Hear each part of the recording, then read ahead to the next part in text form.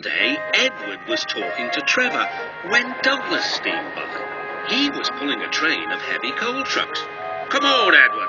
Stop gossiping in the sun when there's work to be done." Later, Edward spoke to Douglas. "Trevor and I are old friends, and you and he have a lot in common too."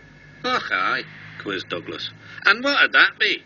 "Scrap," said Edward quietly. Douglas gasped.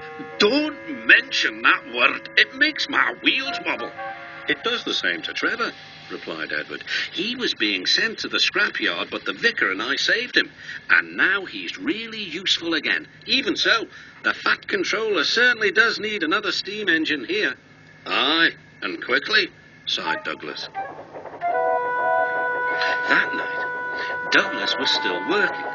He had taken the midnight goods train to a station at a faraway part of the island where only the diesels work.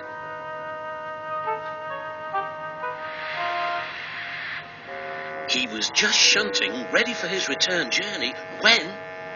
"That sounds like a steam engine," he thought. The hiss came again. "Who's there?" asked Douglas. A whisper came. "Are you a Fat Controller's engine?" "I included it." "Thank goodness. I'm Oliver, and I'm with my brake van towed. We've run out of coal and have no more steam." "But what are you doing?" "Escaping." "From what?" "Scrap." Douglas shivered. Then he remembered Edward's story about saving Trevor. "I'll be glad to help you," he said. "It'll have to look as if you're ready for scrap, and I'm taking you away." The drivers and firemen agreed to help too. Everyone worked fast.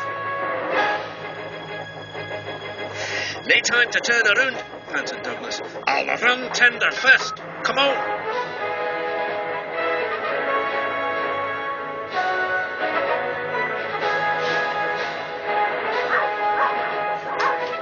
But before they could clear the station, they were stopped. "Aha!" exclaimed the foreman. "A Grey Western engine and a brake van too. You can't take these." "Ah, but they're all for us," said Douglas's driver. "See for yourself." The foreman looked all over Oliver. "Seems in order. Right, away, guard."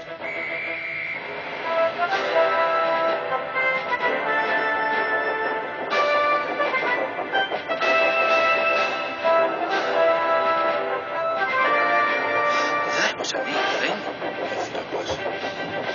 "We've had worse," smiled Oliver. And they forged ahead.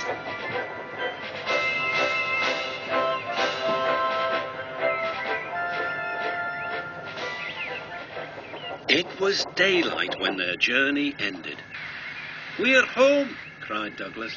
"Shh," said his driver. "There are the works. We'll find a place for Oliver." Oliver said goodbye and thank you, and Douglas puffed away. The next day, Douglas told the other engines all about Oliver. "The Fat Controller will have to know," said James. "Douglas should tell him at once," added Gordon. "Well, here he is," said a voice. "Now, what's this all about?" "Beg pardon, sir, but we do need another engine." "Yes, sir," ventured Gordon. "A steam engine, sir." "I'm afraid that unless one is saved from scrap, there's little hope." "But, sir," burst out Douglas, "one has." "Yes, indeed. And thanks to you, Douglas, he is now at our works. Oliver is just what we need for Duck's branch line." Everyone cheered. Now Oliver and Toad are mended and painted in full Great Western colours. Duck and Oliver are happy on their branch line. The others laughed at first and called it the Little Western. Duck and Oliver were delighted, and so the Little Western it will always